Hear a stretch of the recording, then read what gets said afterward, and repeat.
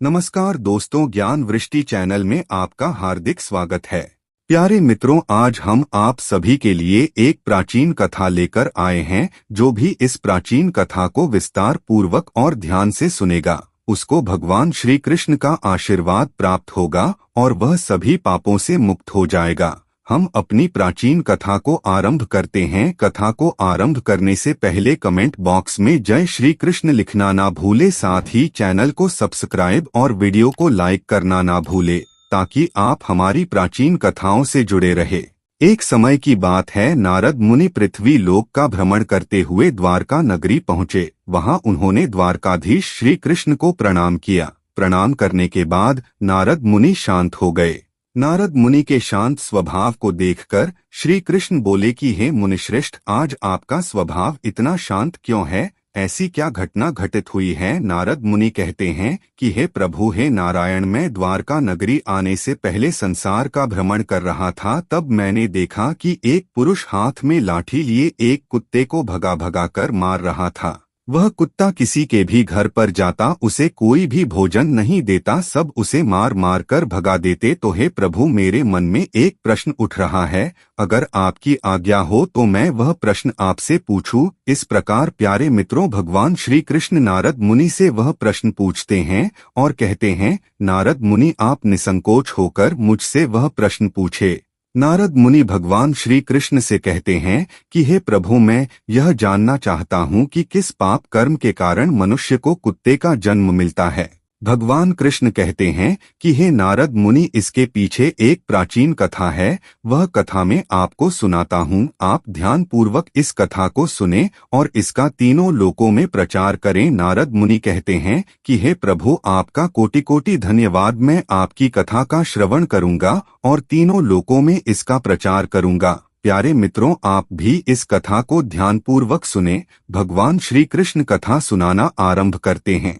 एक समय की बात है, भगवान श्री राम अपने दरबार में बैठे हुए थे। तभी उन्हें अपने दरबार के बाहर एक कुत्ते के रोने की आवाज सुनाई दी। राज्यसभा के बाहर द्वारपाल के खड़े होने की वजह से उस द्वारपाल ने उस कुत्ते को वहां से भगा दिया। अगले दिन फिर से वही कुत्ता दरबार के बाहर आकर रोने लगा। फिर से उस द्वारपाल ने उस कुत्ते को वहां से भगा दिया। तीसरे दिन फिर वही कुत्ता दरबार के बाहर आकर रोने लगा।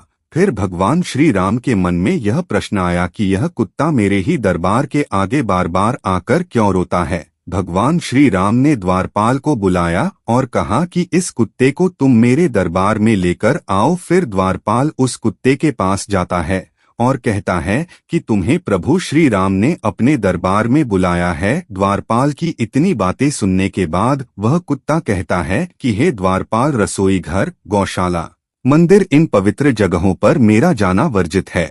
इसलिए आप दरबार में जाकर प्रभु श्री राम से कहिए वही बाहर आ जाए। द्वारपाल प्रभु श्री राम के दरबार में जाकर उन्हें सारी बातें बताता है। तब प्रभु श्री राम दरबार के बाहर आकर उस कुत्ते से प्रश्न पूछते हैं कि तुम रोज मेरे दरबार के आगे आकर क्यों रोते हो। तब उस कुत्ते ने कहा, मेरे रोने के पीछे एक कारण है। एक सन्यासी ने पत्थर मारकर मेरा पैर तोड़ दिया है। पैर टूटने से मुझे अत्यधिक पीड़ा हो रही है। इसी कारण से मैं आपके दरबार में रोज आकर रोता हूँ।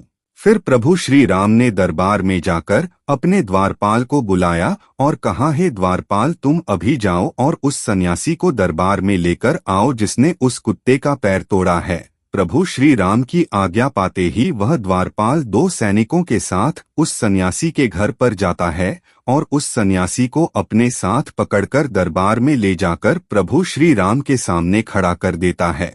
तब प्रभु श्री राम ने उस सन्यासी से पूछा, हे सन्यासी, तुम मुझे यह बताओ कि तुमने सच में इस कुत्ते को पत्थर मारा है। तुम्हारे पत्थर मारने की वजह से इस कुत्ते की टांग टूट गई है, इस वजह से इसे पीड़ा हो रही है।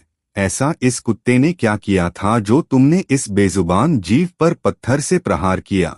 प्रभु की इतनी बातें सुनने के बाद वह सन्यासी बोलते हैं कि हे प्रभु, मैं अपनी भिक्षा लेकर अपने मार्ग से जा रहा था और यह भी उसी मार्ग से आ रहा था।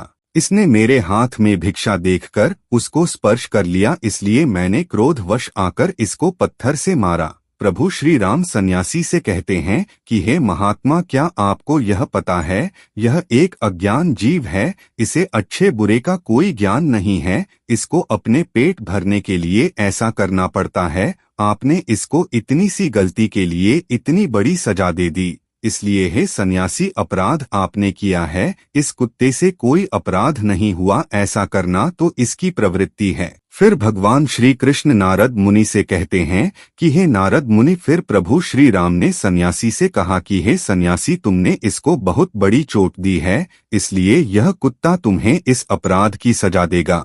फिर प्रभु श्री राम उस कुत्ते से कहते हैं कि यह सन्यासी तुम्हारा अपराधी है, तुम इसे जो चाहे सजा दे सकते हो। प्रभु श्री राम की बात सुनकर वह कुत्ता कहता है कि हे प्रभु, इस सन्यासी को किसी राज्य का राजा बना दिया जाए।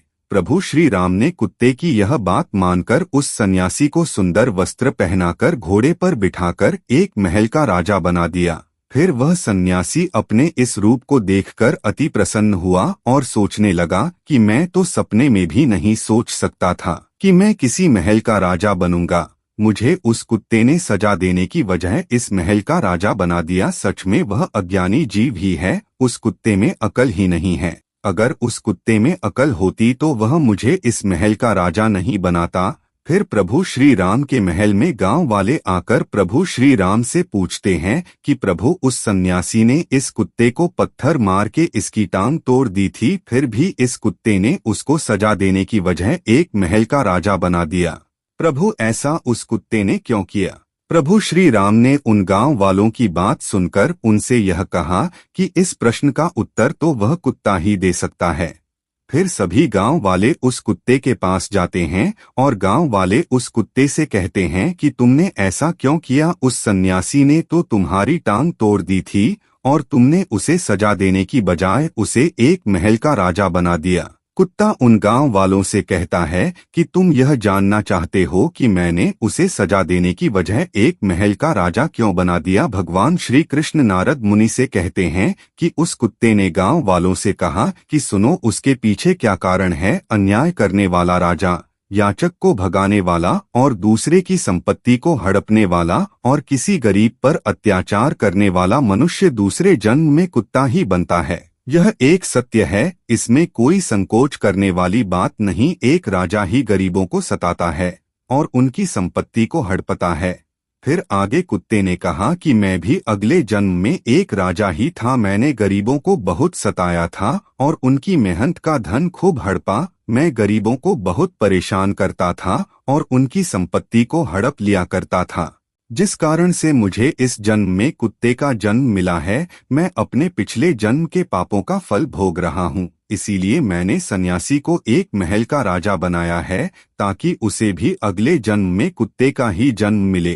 तभी उस सन्यासी को पता चलेगा कि हम कुत्तों का जीवन कैसा होता है, हमें कितना संघर्ष करना पड़ता है अपने जीवन को जीने के लिए। इस प्रकार भगवान श्री कृष्ण नारद मुनि से कहते हैं कि हे नारद मुनि, यह सब वही लोग हैं जो पाप करने के बाद गंगा नदी में जाकर यह सोचते हैं कि हमने अपने सारे पाप धो लिए और घर जाकर फिर वही पाप कर्म करते हैं। प्रभु की इतनी बात सुनकर नारद मुनि कहते हैं कि हे प्रभु, क्या गंगा नदी में मनुष्यों के पाप नहीं धुलते? इस प्रकार श्री कृष्ण कहते हैं कि हे नारद मुनि, गंगा नदी में उन्हीं मनुष्यों के पाप धुलते हैं जो अनजाने में पाप कर्म करते हैं। जानबूझकर किए गए पाप कभी भी नहीं धुलते। गंगा नदी में स्नान करने से वही मनुष्य पवित्र होता है जिसका मन साफ हो और मन में कोई छल ना हो। गंदे विचार वाले और दूसरे की कन्याओं पर बुरी नजर रखने वालों का कुछ नहीं होता। प्रत्येक मनुष्य को अपने कर्मों का फल अवश्य मिलता है।